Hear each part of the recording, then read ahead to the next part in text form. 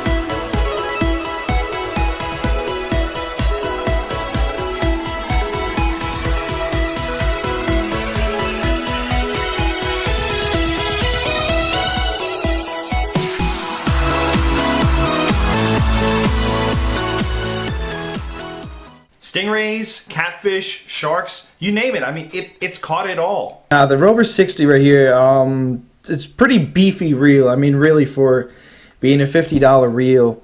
I mean, hey, you get a big bang for the buck. So yeah, I've had this for more than 2 years. It's caught hundreds, if not thousands of pounds of fish. Every Potomac blue catfishing trip usually yields to be at least 100 to 200 pounds of fish in the trip. I mean, it has been a workhorse. The clicker's still good. Nice and loud. It's just an all-around beastly reel, and it was really well greased when I first got it. I've cleaned it a bunch of times, but as you can see, this reel does have a lot of boat rash all over it. And it's got like a 5.3 to 1 gear ratio, so it's pretty nice and fast reel. You know, I really love it for catfishing and saltwater fishing as well. And the next fish I really want to put this reel on is a redfish next time I go down to Charleston. Yeah, it's been through saltwater and freshwater. So let's get to the main reason why you came here to this video, and that's to see what this reel looks like on the inside after 2 years of hard use. Alright, so the first thing that we're going to do right here is we're going to take off the side plate. And this is a really easy reel to work on in general. One thing I recommend to you guys that are looking at getting this reel is only manipulate the spool tension with this button right here. Don't do it with this button underneath here, because it just, you know, it's just really not meant to be played with, if you ask me. So yeah, let's take these screws out. Let's take off the clicker side. I'm kind of anxious to see how bad it looks on the inside, because I know it needs to be greased for sure and oiled. Wow, yeah. Oh my god, there's a lot of nasty dirt in here. But I mean, it's still in good condition, right? I mean, you guys can see that. I mean, here the level wind gear is still greased up pretty nice. But yeah, bearing's still good. And actually, we can take a look at the spool bearing here too. And let me make sure not to lose. Here we go. We can take that off. Not to lose the brake pegs in the end of it, because it's got 2 plastic brake pegs at the end of it. I've got so much line. Yeah, I did lose 1 brake peg there. Yeah, let's just dump everything out. As you can see right here, there are the 2 black brake pegs. Right here, there's one on that side and then one on this side. So it's 2 peg braking system. There's the bearing in there. No play whatsoever. You know, still good. Actually, I think we can pop this bearing over here out. Yeah, it comes out real nice because I just oiled it just a tiny bit. So, yeah. It's still smooth as butter. Little oil. Try not to remove all of it. But that's still, you know, all good. Let's wrap the line back around here and let's pop this bad boy back in. Hey, we have yet to find any corrosion or rust. I haven't seen any, have you? I mean, this, like I said, this reel has been really beat up on. Like I said, it's a workhorse. If it can bring in sharks, you know, there's so many other things it can bring in. All right, let's open up this side right here. It's very easy to take this side off.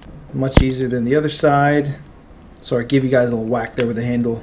And this way we can really take a look at the internals too. I think the internals are probably going to have some sand in them and maybe even a little bit of corrosion. I'm kind of curious, just because I dunked this reel in salt water and I left it out there at the beach getting washed, you know, on by the waves. When we were going for stingrays and sharks, I mean, we just left this rod literally in the rod holder and it was constantly getting splashed by waves. It was crazy. But yeah, you know, this is that side look from there. C-clip over there is still good. And actually, you know, I didn't even show you the level wind. Oh yeah, that really needs to be greased. But yeah, level wind's still in great shape too, you know what I mean? You know what I mean? And here we go. Look at that. How smooth is that still after 2 years? And that's because there's a bearing right in here actually protecting this drive, which is sweet. I love that. Okay, now let's take the handle off. Let's get the gears and let's take a look at that. You want to make sure that when you take this reel handle off, that you don't lose that C-clip that we're about to take off. When I'm talking about C-clip, I'm talking about this thing right here. Whatever you do, do not lose it. Be super careful, because if you lose it, you will not be able to use your reel correctly, and you're going to have to send it into the customer service guys. Ah, there you go. Oh, no. There you go. You see, I almost lost that. All right. Okay. Yeah, there's definitely some corrosion in there. I don't know if you can see that, but it's rough in there. I gotta oil that and grease that up. Can you guys see that? That's, yeah, it's pretty, yeah, it's gonna need some work. It's gonna need some cleaning, that's for sure.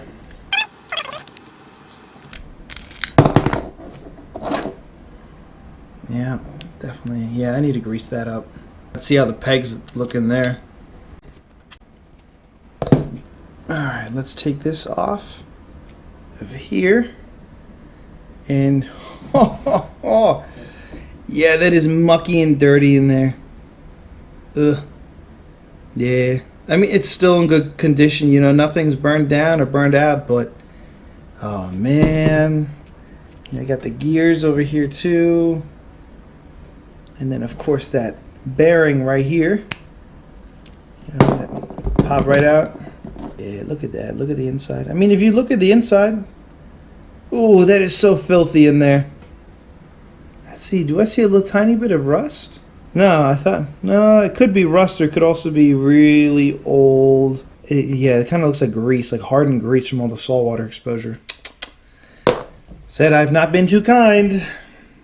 2 years later, you know, it's still going. This, yeah, it's got some old grease packed in there too. And these are the original drag washers still from 2016. No joke, no lie. Let's see if we can take a look at them.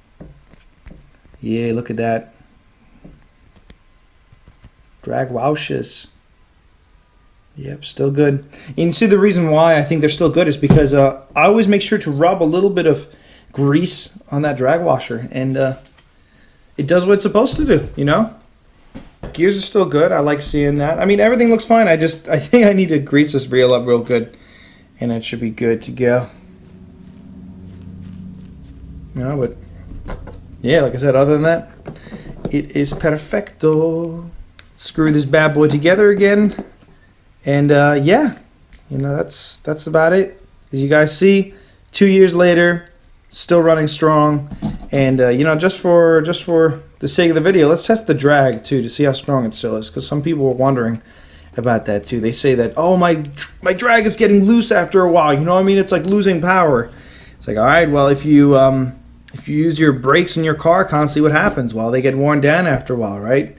But there's one trick I'll tell you, and that'll keep your drag alive and strong a lot longer.